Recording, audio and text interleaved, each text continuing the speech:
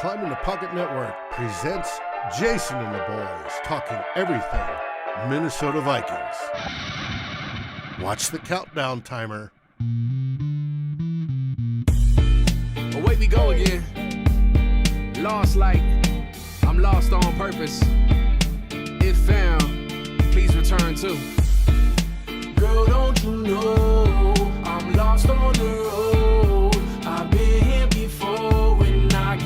When I get home, girl, don't you know I'm lost on the road? I've been here before. When I get home, my vision blurry, I'm paying the cost. I'm not enough. In fact, it's even better when you're not involved. When I miss your call, I feel that I evolve. Cause as you mentioned, I am more dependent than a college student on their parents or an old person on their pension. Not to mention when you hit me on WhatsApp without attention. And a bad booty bitch watch, then she looks tempting. Look, my Achilles heel is when I say what I feel, you say, baby, come home. And I don't think that I will, cause all this motherfucking stress is gonna get me killed. Girl, don't you know I'm lost on the road? I've been here before. When I get home,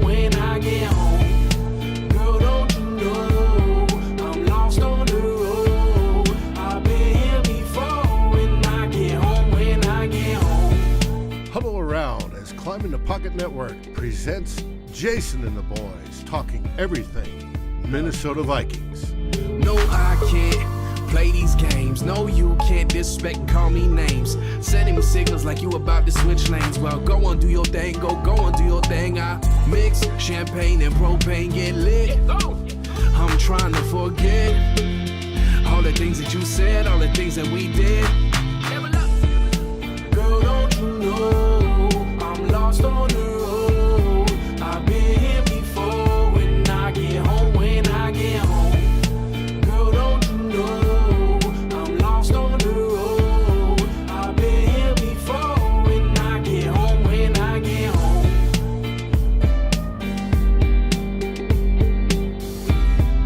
watch the breakdown. And I get home when I get home. You just gonna act like we normal now. Good luck.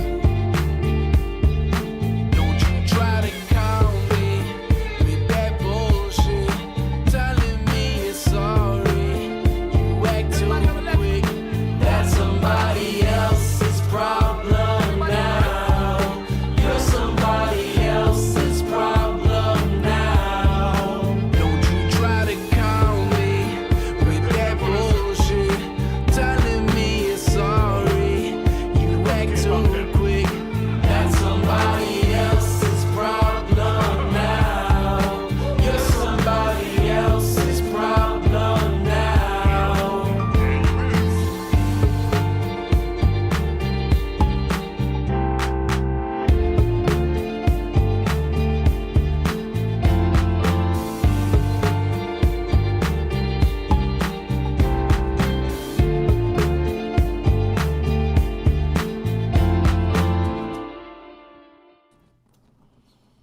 Oh, snap. Here we go. We are back for another episode of Climbing the Pocket in the Huddle. I am your host, Jayson Brown. You can find me on Twitter at BrownJason. And we got a full crew today and a special guest in the house. I'm going to go to him first because he's in the car and I don't know how long he's going to be able to have his signal hold up. The good doctor, Eric. How you doing? How you been? Jason, I missed you guys. I've been doing well. I guess I haven't talked to you guys, in person since the draft.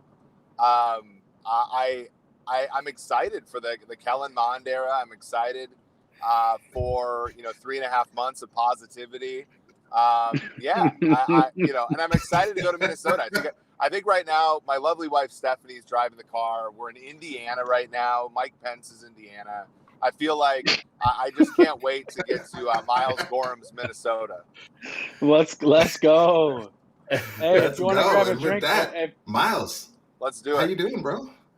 Hey, let's grab a drink, Eric, if you're around. Good. I'm doing all right, man. I'm tired. I'm really fucking tired, man. Work's just been killing me lately, but I'm good. Otherwise, I'm good. All right. Well, let's go to the man that we know is living the right way. The man Flip. We see him globe That's trotting, facts. reporting in from beach to beach to beach. My man Flip, how you doing? Doing well. Can't stop, won't stop. It's the off season, y'all. It's not a time to stay still. You got to get out there while you can before we hunker down in those cold bars with cold beers to watch the Viking season. So I'm doing what I can. There we go. Well, Eric, I know before we went live, you said you were going to stay positive, but like I said, I don't know how long I'm going to have you on here. So I got to ask you about probably the thing you said this offseason in like a long list of things that have upset Vikings fans. But the thing that you said that seemed to get people most upset was when you put forth the idea that maybe the Vikings fan base has overrated Andre Patterson's prowess for developing late round players into bona fide NFL caliber players for the Jason Minnesota with Vikings. the setup. Jason with the setup, man. Eric said I'm trying to stay positive, and Jason said nah. I mean, I said I had to ask the question, and it's not necessarily negative. I just want Eric to be able to say his piece on this because I feel like his position has been misconstrued by many. And but also not positive. We had folks going to the mat for Stephen Weatherly, and I would like Eric to have an opportunity to retort. Yeah, I mean, look. I think the issue you have is that hinged on a lot of things that aren't necessarily like the most optimal at defensive line, and in many ways they've gotten kind of lucky in the sense that, look, I'm going to give Zimmer a ton of credit for looking at Everson Griffin after 2013. He had started one career game and had basically 13 sacks the previous 2 years, and looking at him and saying, look, this is the replacement for Jared Allen. That's 100% Mike Zimmer. Brian Robinson was a Brad Childress draft pick. He was a starter under Frazier. And the Vikings' approach to defensive line at the edge position was mostly, let's play all these guys 90% of snaps, more or less. I'm being hyperbolic there, but it's 90% of snaps. And since they took over, they've never spent more than a third-round pick on edge, when edge is almost entirely a position where the formula is pretty straightforward. You draft a guy who has extreme athleticism and who is productive in college, and almost always that player is going to be good at the NFL level. If you look at guys who have performed poorly at the NFL level, even high picks, they were guys whose production profile or athleticism profile were not quite up to snuff in college. And so the formula is there. Now, the Vikings have been mostly a good team during the Zimmer era, better, like they're not picking top 5, right? So they're not getting their crack at Chase Young. They're not getting either Bosa, right? So it's a little bit, so I can understand that perspective, but even like with the picks that they've gotten, like Derek Barnett got the game-winning sack in the Super Bowl, like he was the Vikings pick in 2017, after the Bradford trade. Like you can get, edge players with that sort of draft capital that'll be, representable. So what do they do? Well, their approach has been, let's take shots at guys, and this is also the rest of the D-line too. Like they have the highest draft capital they've ever used on a defensive lineman, period, is a second rounder for Yannick Ngakoue. And, after that, it's Scott Danielle Hunter in round 3. It's Jalen Holmes in round 4. It's Jaleel Johnson in round 4. It's Adi, it's a bunch of guys. And, my point about Stephen Weatherly is, and even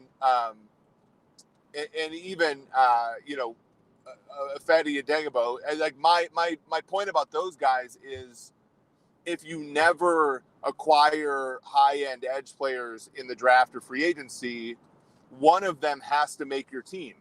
And that's kind of the thesis for everybody saying that they've played above and beyond expectation, is that they've made the Vikings.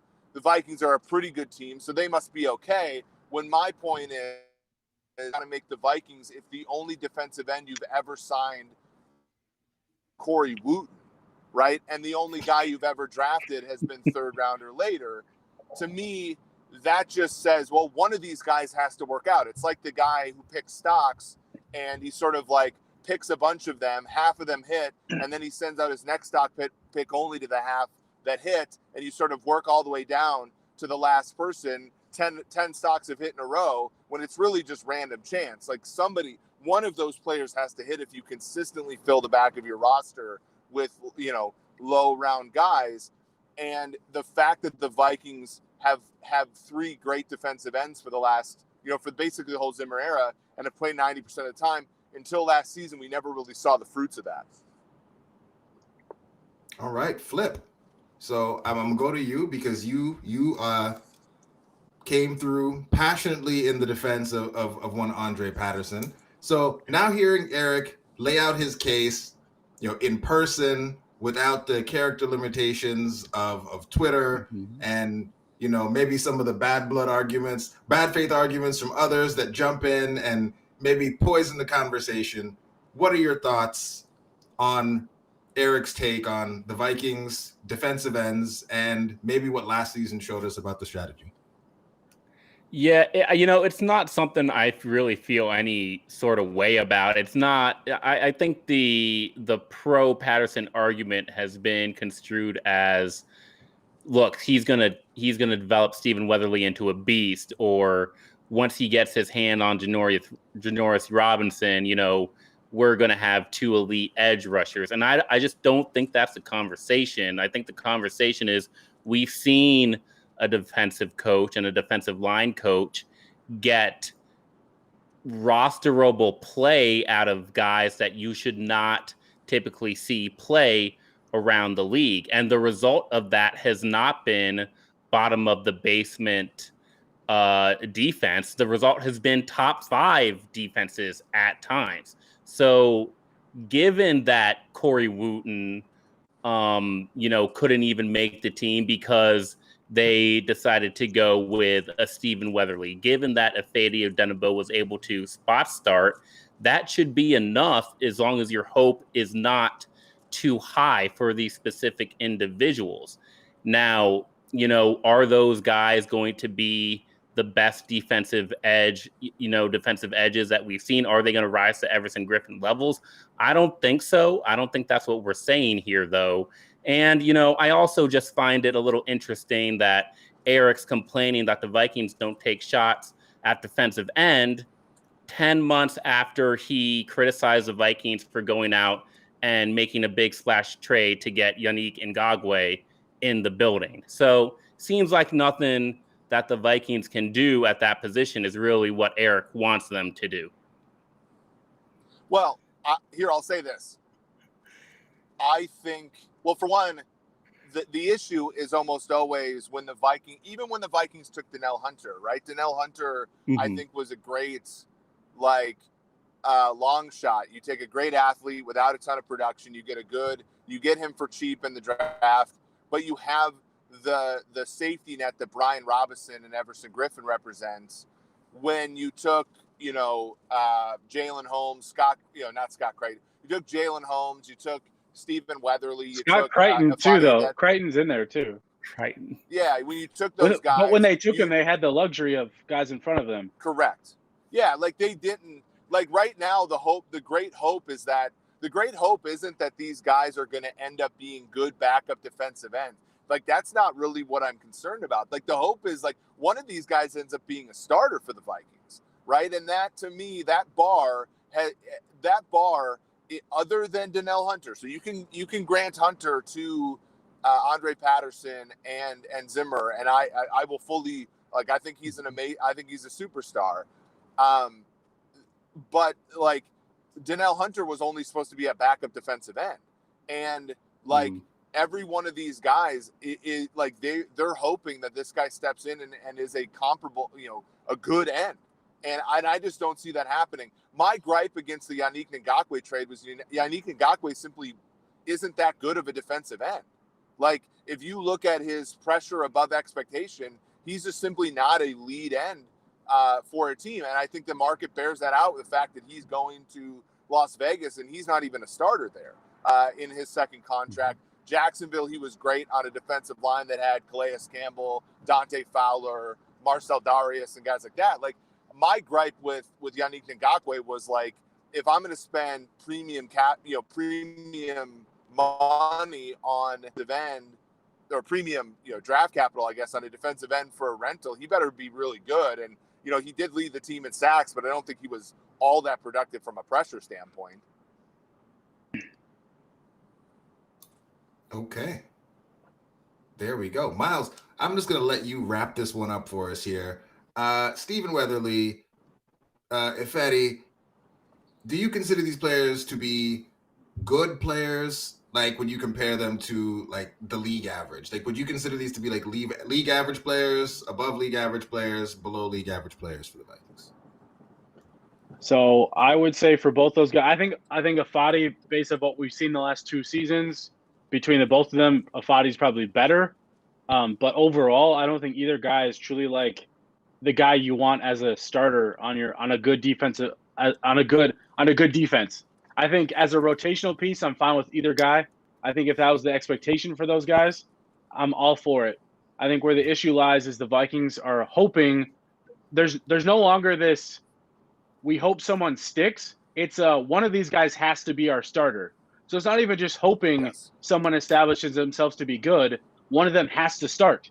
And so even if they're not good, one of them will have to start. And it's just kind of this throw it at the wall and, someone's got to play the snaps. So we got to throw somebody out there. And I understand that Weatherly has the experience with this defense. I understand that he knows what he's doing within the defense. So there is something to that. It's not just nothing. So it's not like Weatherly's just this guy that they brought because they think there's something there. I think this Weatherly at least brings a level of knowledge of the defense, which isn't a bad thing. That's a good thing, but his level of play isn't up to what a starter should be, especially on a team whose defense was really bad in 2020 and is looking to improve in 2021. And that doesn't mean they won't improve because of him, but they're going to improve. They'll probably improve in spite of him because he probably won't do as much as you're hoping your right starting defensive end will do. And because he's not going to help create his own pressures, he's going to need the guys around him to help create, and he's going to need Zimmer to help create the pressures for him in a lot of creative ways because he's not going to do it in a one-on-one situation most of the time. Yeah, right, Myles. I mean, the issue that I have is not like the approach they took 3-4 years ago, which was already have 2 good defensive ends and shoot for the moon. And I also, when you don't use free agency money, you don't use high draft capital on edge, you can use it other places, right? And that's like wide receiver. Wide receiver. I mean, they've chosen to use it like at center. And they've actually drafted, running back.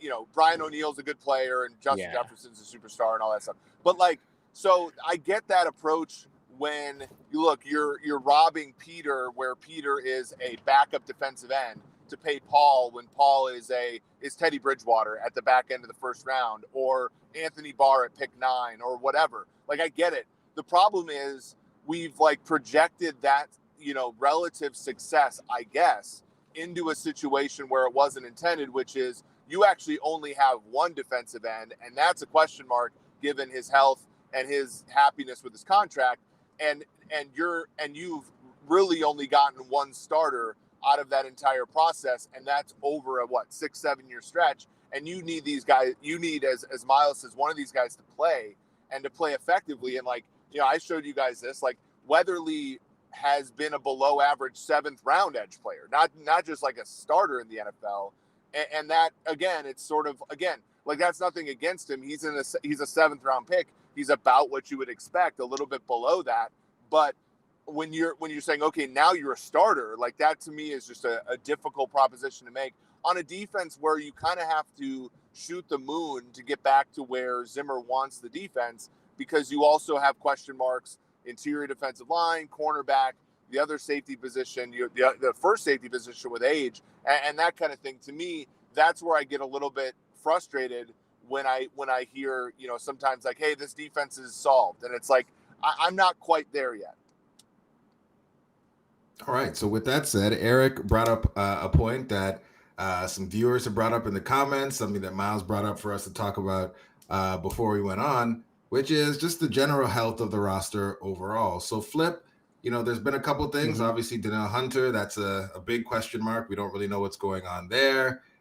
He's unhappy. We still don't know what's going on with his health. The Vikings have obviously identified cornerback as a place that they would like to bring in some more depth. We had a viewer ask us about linebacker depth, and as Myles says, they're going to get that worked out before the offseason is over. Flip, as you kind of look at the Vikings roster, where it is right now, what are you expecting to happen between now and the start of the season? And I know that you've already said, like, you don't want Zimmer to have all the things if he is, the guy who's supposed to coach us up. And this offseason does seem to have been a lot about him. Where are you at with where the roster's at, and what are you hoping to see here over the next couple of months? I'm honestly, I know Myles and Eric have their wish lists. You too, Jayson. I'm happy with where the roster's at. It's a young roster, and so many of I think the pain points we're seeing with how we're looking at this team, especially when you're comparing them to, 2, 3, 4 years ago, is this roster is way younger than that 2017 team that competed, than that 2018 team that was supposed to compete. And when you have a young roster, you're going to have a bunch of unknowns across the line from Danielle Hunter. You're going to have unproven linebacker depth behind Eric Hendricks and Anthony Barr. You're going to be asking a lot of from guys like Chad Beebe and Amir and BC Johnson and even Irv Smith. I mean, people are talking about Tyler Conklin right now too. Those are a huge set of unproven players. You're hoping that 2 to 3 of them work out, honestly. And then I think that's where it moves the conversation from, what can this roster actually do in terms of winning games? Because when you have that youth, when you have that many question marks, some are going to hit, some are going to miss. We certainly have to stop sitting here and pretending that they're all going to miss. They're not all going to miss. We're going to get some surprises and some positive variances from all these young, unproven guys. And the reason why I'm happy with the roster is I'm excited to see what it goes. I'm excited to see this kind of boom bust team that the Vikings have put together. The last thing I want to do is cover up some of these young guys and prevent some of that excitement from happening just because we've got, a more recognizable name at cornerback or at linebacker. So I'm happy. I'm not here to say, all these young guys are definitely going to dominate, that there's some unseen force. But when we see these guys, when Justin Jefferson trots out there for week 3 or when Audie Cole trots out there, both of those things come with some fun and enjoyment with them, even if they work out or not. Look, I think Vikings fans are still mad that that Audie Cole. Yeah, I was at Audie Cole's first career start at Lambeau Field with my late uncle, and look, he had like 14 tackles. He was amazing. Those were the days. The last real ratty Vikings defense prior to 2020. Look, Flip, I agree with you. I think that there's obviously that's where my expectations though travel, right? So when you look at this team and you say, okay, you're talking about 15 draft picks last year, a similarly big class this year. Players that Vikings fans should be excited about. Christian Darrisaw was a terrific draft pick, in my opinion. Not necessarily you can look at the whole Justin Fields thing and think to yourself, okay, what could have been, but that shouldn't detract from the Darrisaw pick and how good that was. I like the subsequent picks as well. The issue again is almost always okay, what are the expectations for this team? Do we expect them to win 9 games? Do we expect them to compete? The NFC North, I think Detroit's making a gamble that in 3 years, the whole division's going to be up in flames because they're not trying to win this year. They're pushing everything forward. the Bears have what could be the best quarterback in the entire draft, but he's also going to Chicago, which is a place where quarterbacks die. Aaron Rodgers, like, I mean, that dude's vacationing more than Flip at this point. So, like, that he may very well be retired. So you look at that division, right? Like, you look at that division, and if I'm positive, I think to myself, that division set up about similarly to 2017, right? Which was a combination of the Vikings playing great football and the division giving them absolutely no resistance, right? So when I'm positive, I sort of think that way. On the other side, I look and say, okay, when Randy Moss had 17 touchdowns in 1998, he had 10 or 11 the following year, right?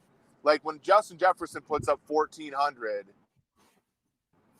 like, is that the start? Like regression is almost always the rule. Kirk Cousins has had 2 straight seasons that are, if not his career year, close to it. Dalvin Cook the same. So the problem, and it was a problem this way with the Twins forever too.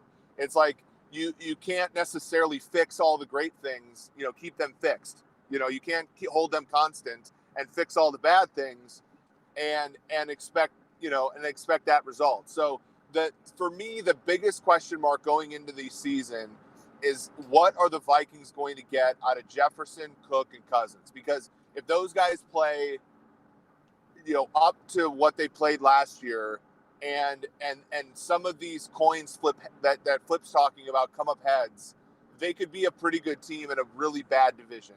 And I think that's the positive thing.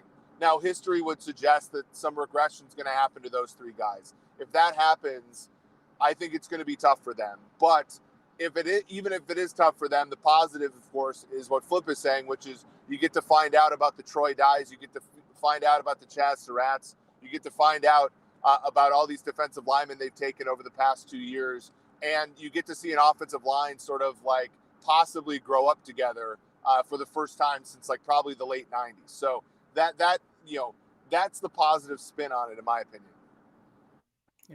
Eric, question for you, because I know that you came on, you wanted to be positive, and I threw a monkey wrench in that right out the gate. Obviously there's a lot of players there are a lot of unknowns. So from your perspective, what which players on the Vikings who haven't broken out yet are the most likely to do so in the coming season? Most likely, I think Cameron Dancer is probably the most likely. I think he should have been a first-round pick. The Vikings, I think, got a pretty good steal there. The player, to me, that's the most important, though, a young player that needs to absolutely have a great season for them, is Irv Smith. Like, Irv Smith needs to be Irv Smith needs to be a force for this team, because we were talking earlier today about Eli Manning and Kirk Cousins, and Eli was absolutely brilliant in 2011, but people forget how great Hakeem Nicks was, how great Victor Cruz was, and had the game-tying touchdown in the NFC Championship game, and a catch that got the Giants out from underneath their goal line in the game-winning drive in the Super Bowl. Like, the Vikings currently do not have a third option that is anywhere near where even Mario Manningham's team. Irv Smith needs to elevate I like himself Mario to become, Manningham too. That option.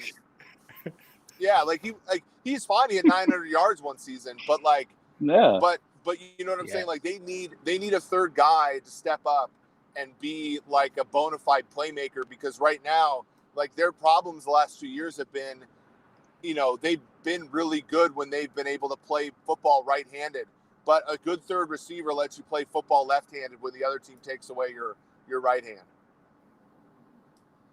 So Myles, who's the top candidate to be Mario Manningham on this team?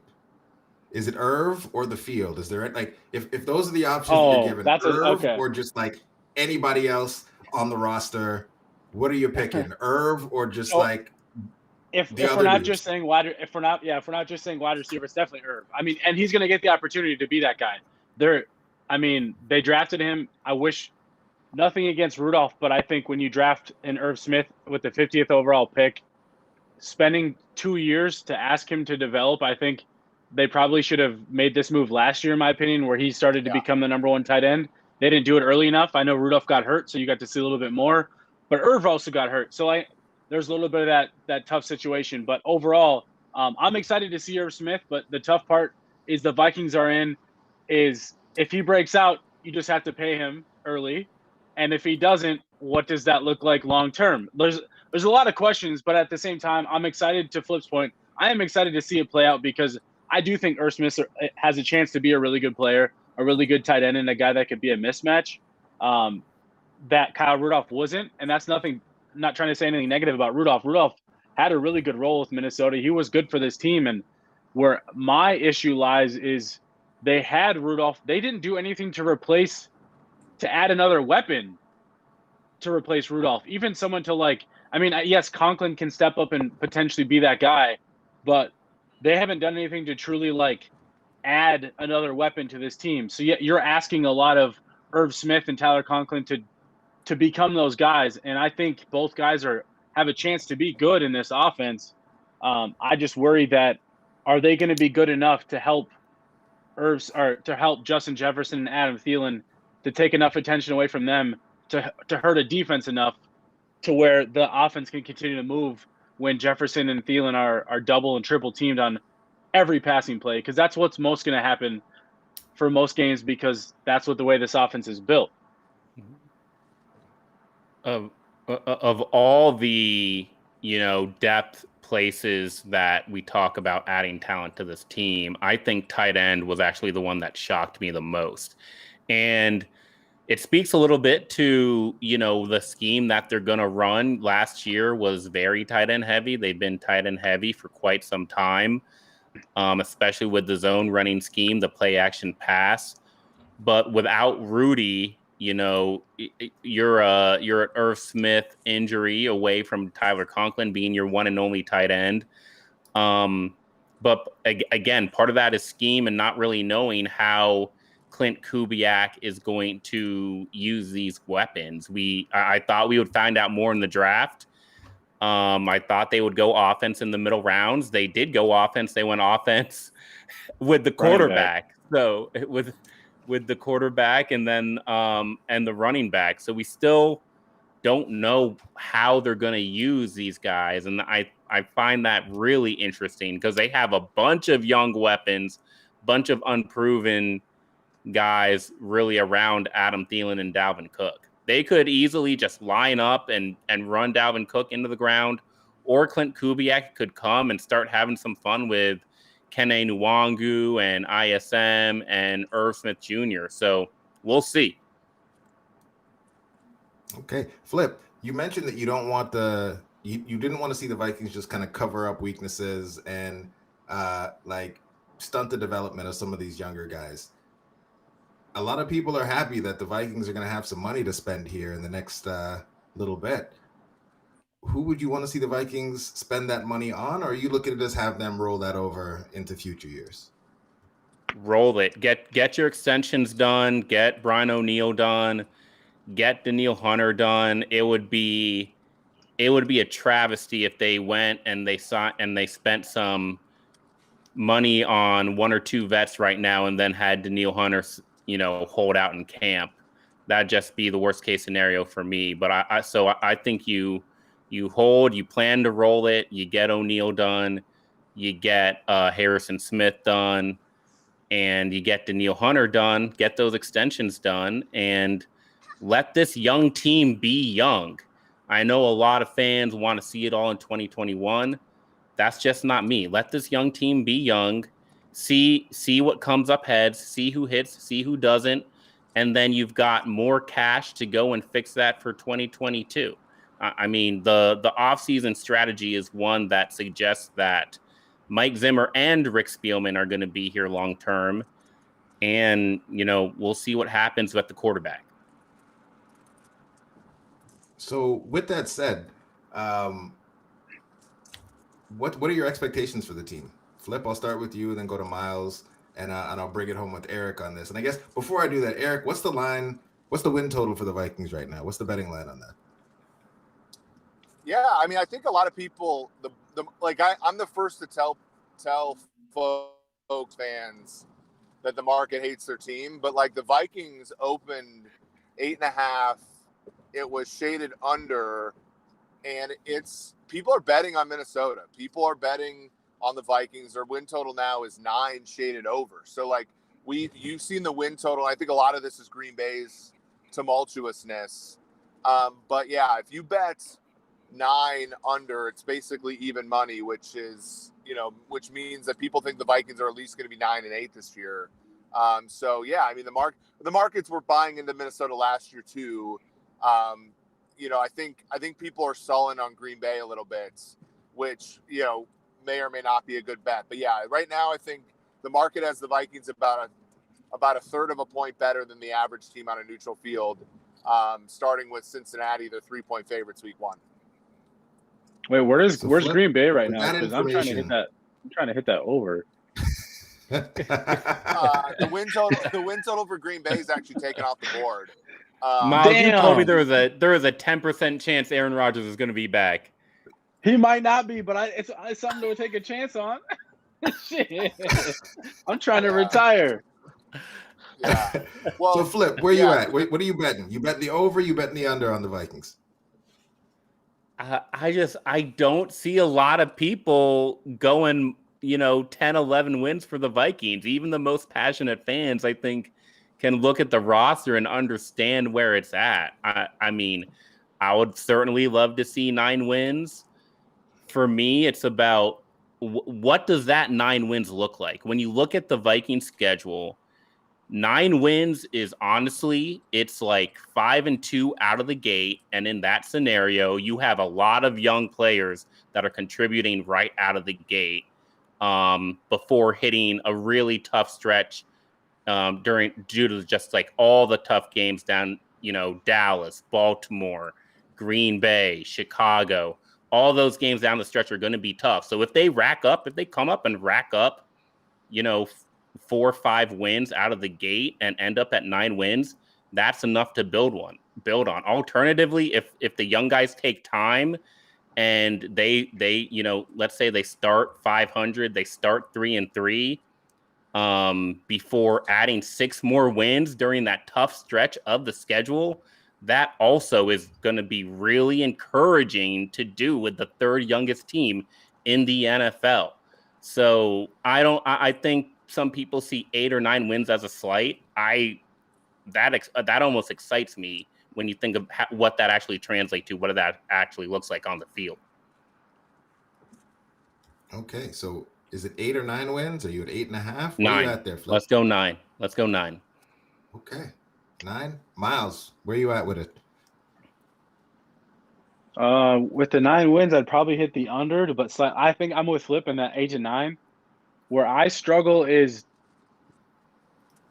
I don't want to get into a big rant on this because it's been done to death, but the Justin Fields situation. If our expectations for this team in 2021 is really just going to be like I hope they make the playoffs, but if they don't, whatever. We just want to see the young guys play. They should have made a move for Justin Fields. That's just my honest opinion on that.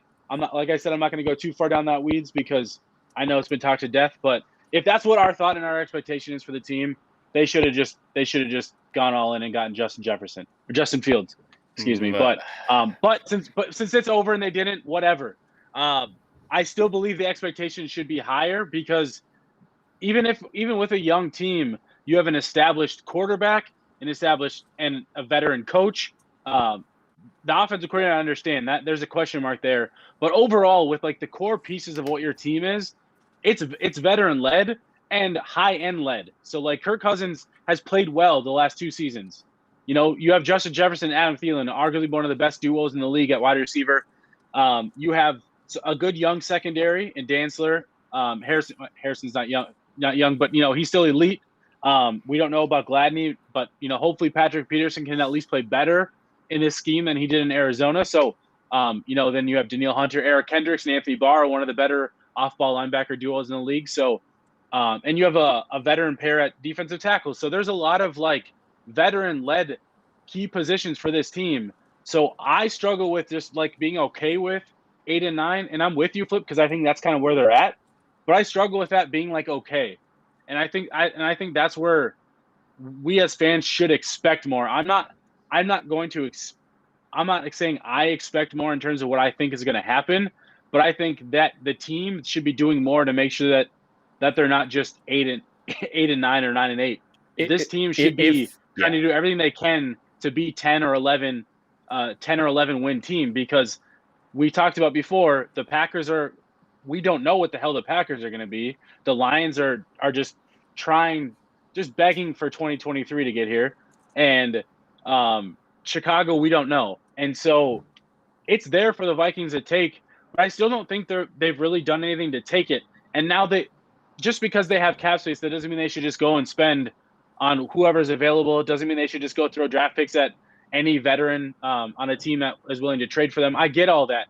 I'm not saying they should just go spend all that to go do it, but I don't think they've been aggressive enough in some key areas to make sure that they're an actual playoff team, not a fringe, we hope things go our way playoff team. And if they don't, we're all fired. If you give me this roster with Gary Kubiak instead of Clint Kubiak, I would say 11 wins right now. I honestly think offensive coordinator is that big of a swing here. So that's fair. No, that's fair. I mean, that's where I would just say, then why not give him more weapons and just like do as much as you can to help him out. I think they did a really good job at offensive line.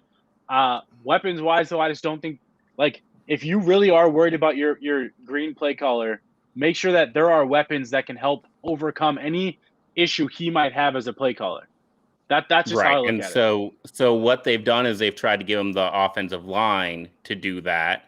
But I also just like, we're gonna trade up for a top tier quarterback and put him in the hands of a rookie offensive coordinator. Like, that also does not make sense to me. So, Clint. What do you mean? What do you mean? He didn't have to be the starter year one. I'm not saying they shouldn't have traded Kirk afterwards, but they probably wouldn't have still. Even if they had gotten Justin Fields, I still don't think they trade Kirk Cousins. So Fields sitting for a year doesn't seem to be a problem to me. Develop a quarterback? Well, we're asking him to do it with Kellen Mond, so I mean, yeah, without spending any capital to do it. It's like an entirely different bet. I also think. I mean, Kellen Mond is basically. Go ahead. It's a shot in the dark. I get it, but what I think we overvalue is the amount of development a coach gives to a player. If Justin Fields or Kellen Mond are going to be good, yes, coaching is going to help them, but they're going to find a way to be good. Like, they're going to find a way to be good enough. And yes, I'm not saying coaches don't help. I'm not saying coaches don't develop players, but there's only so far and so much a coach can do for a player. The player has to do it for themselves. Like, we're just not going to agree on that. There's just a long ass list of good quarterbacks that have been put into bad situations. I'm not saying, but like the financials of the NFL are such that you almost, like, that's the side of the not drafting Justin Fields that I kind of understand, actually, which is that Kirk's playing this year. It's also why I understand why the Falcons didn't take him, because the real benefit in the Vikings. The benefit of a rookie quarterback is how cheap they are, and if you're going to spend more than one draft pick to take on a rookie quarterback, you probably have to play them right away to start to see that, to press that edge, right? We've seen numerous situations where guys like Goff, who aren't that good, Wentz that isn't that good, those guys end up being good enough to win championships with. The problem is the Vikings, and this is back to my whole, they should have traded for Jameis Winston thing, which is just like, the thing I like about Mond is that Mond is somebody, if they're 1-5, we can look to and say they should play Kellen Mond just to see what they have. None of us, 100%, not 100%. a damn person was last year was saying we need to see Sean Mannion just to see what we got. Jake Browning, or Nate Stanley, or whatever. Yeah, right. All those guys. I appreciate the Kellen Mond draft pick, A, because I think Kellen Mond's a little underrated, and B, because he at least gives you that, and that's what they could have had when they're working with this +1 with Kirk, when it's like you sort of have to make a decision about Kirk in year N+1 when you're playing year N, right? Like, that's so.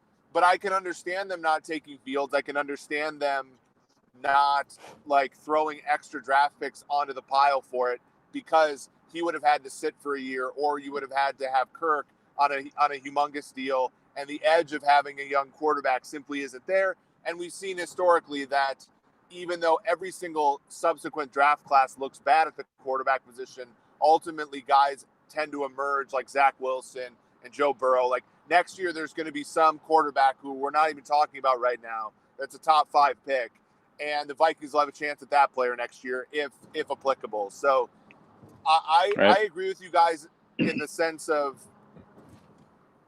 the Vikings under Zimmer have never started out fast and fizzled off, except for 2016, and that was a weird year. I think, they get the Bears in December twice, which is not great for them because if Fields is awesome, he'll be more awesome by then. They have the Packers in Lambeau late, I believe. So Flip's right. Like, they have to get out to a good start. But I think that benefits the Vikings. If they get off to a good start and win 11 games, then I'm wrong about Zimmer, and they probably should buy into that coaching staff for a few more years. Well, they will, and that's what they'll do. And they will because of the Wilfs, right? Like, no doubt about it. If they're bad out of the gate, if they start less than 500 in the first month, they're going to win 4, 5, 6, 7 games. And then we'll all get to see Kellen Mond. We'll get to, they'll get to move on at the head coaching position, possibly the GM spot. And to some degree, both of those outcomes are way better than them winning exactly 8 or 9 games. So, like, I agree with that. That's where I see it. I have a couple bets on the Vikings. I have one of them at plus 400 for them to win the NFC North. I showed Jason this. I bet on them week 1 against Cincinnati, heavy. And what'd you bet on that week 1? What was that they'd I bet the over on I bet them the just win, baby. Minus 160, I think was what it was. Okay. And for their win total, I do think the only way you can go on 9 is under, but I'm not going to pound the table for it like I've done in previous years, because I do think that this is a much improved team. And, 9 was their win total last year. They get an extra game to do it this year. I don't think that they're any worse than they were going into last year. All right. So, Eric, I want to get you out here on one more positive thing, because we had a fun conversation in the other group chat today about quarterbacks who are like Kirk Cousins, who have made it to the Super Bowl, and what their teams look like. So, I know we're almost at time here, but quickly, give me the list of quarterbacks that are similar to Kirk Cousins, whose teams have made the Super Bowl, and point me to potential similarities we could see or things we should be looking to see from this Vikings team if we're hoping to match that with the quarterback that we have now. By the way, there is a good bet at Kirk. This is like sacrilege for me to say, but Kirk Cousins at 50-1 is actually a pretty good MVP bet. He has the same odds as Jalen Hurts, which just to me seems absurd. But insulting. Like we were talking about this on the PFF forecast, which was, comparing him to Matt Ryan. I don't think that's a good comparison. Matt Ryan had the Falcons in the 1 seed twice before he even got them to the Super Bowl, and he got the MVP. And Kirk hasn't really had that kind of success yet. I would say you're probably talking about, and this goes back a ways, you're probably talking about Brad Johnson. You're talking about Jake Delhomme. I think you're talking about Matt Hasselbeck. Guys like that who've taken their team to the Super Bowl who, what's true about all those teams? Like the Panthers with the Panthers had Muhsin Muhammad and Steve Smith. The Buccaneers had one of the best defenses in league history. And Hasselbeck had Jerry Rice, Darrell Jackson, Corrin Robinson, a Vikings legend, by the way, and others as the wide receivers. So, I think the Vikings have the weaponry to do it. If they can get above average defensive play by hook or by crook, and Cousins plays as well as he has the last 2 years, you might have a shot, especially in a division that might be as smooth sailing as they've ever had if Green Bay trades Rodgers and the Bears, for some reason, start Andy Dalton for more than a game or 2. Or the whole season. Boom. There it is. Lock it in. We're going to the Super Bowl. I heard it here. from Eric. Vikings fans, we heard it here first. Eric Eager said the Vikings are going to the Super Bowl. Flip, any final words other than we're going to be Super Bowl champions? Hey, I got my tickets booked week 3 and week whenever we play in Los Angeles, so I'm pumped. More travel. Vacation continues. There we go. Myles, any final words? Real quick, back to the Fields thing. I do think the Vikings were in a really shitty situation. They were at pick 14 to move up to pick 11, having to give a future first-round pick. Does that not feel like fucking crazy to everybody else? Like, at least for the Bears moving up from 20 to anything inside the top 12, it makes sense to give up a lot of draft capital. The Vikings had to match the Bears to move up 3 spots. That's crazy to me. So I 100% understand why they didn't do it. Anyways, in 2 weeks I'll be in Mexico, so I don't care about anything. There we go. All the vacation. Well, there it is. Vacations, some trips. Got to figure out which game I'm making it to this season. And David, are not for me. David, where you at? David, where's the circle? I know here. he can Hold hear on, us. He's hold running on, the whole hold show. on, hold on. David, He's come back. drunk. No, well, I'm working on it. Try. He's working on it. Here we Myles. are. There we go. That's just about So, it. David, I saw your comment before you play the music. You taking the over or the under on the Vikings? I'm going over. Without a doubt. Boom. With the combination of what's going on in the division, right, and what potentially could get even worse up in Green Bay. And we all salivate looking for that daily tweet. I just want, if you put money on it, Dave, put money on it, because I want to know the second Rodgers is coming back. The second he comes back, he's staying. Like, shit. I think it's He's not going anywhere. a few weeks ago I'd have said he's gone. Now I'm saying he's staying. He's trying to make. If you up think the stuff. Vikings are winning 9 or more games, just bet them week 1 against Cincinnati. Let it ride. Let it ride. I might do. Bet just week 1 might against do that. Cincinnati. That'll tell you everything you need to know about the team. All right, I just might do that for you, and I agree with you. That probably will. Those early games will tell us. But I believe with those key players on the defense coming back, and them almost doing it last year, I see an improvement on the offensive line. I don't see any major weapons lost. I don't consider Rudy a weapons loss. Yeah, he was great. You just he got could blocked, catch everything. By the way. You just got blocked. And but he was old. He was slow. I see them winning more than 9 games. Okay. It's not odd here. And real David quick, is over. Dave, I wasn't trying to call Rudy like this can't miss weapon. They just didn't do anything. Like, Rudy isn't a bad player. Wasn't a bad player. They didn't do anything but he's to like. slow. He's gotten slow. It's He's sort of always like been the slow. Rhodes thing Yeah, last but he's year. gotten Myles is slower. repping for Gotta Kyle still Rudolph replace right him. now. End the show. Hey, and I'm a End the tight show. end. Myles is really I about love to go him. on vacation. We got to That's shut not it even down. what I'm trying David, to say. play the music. That's not even what I'm trying Myles to out say. here repping for Rudolph. Play the music, That's not David. even what All I'm right, saying. we'll do. Go Everybody Vikes. have a good night. Skol! Thank you for watching or listening. As always, if you like, subscribe, and ring the bell for notifications. And if you're listening to the podcast, please rate us on your favorite aggregator. Skol, everybody.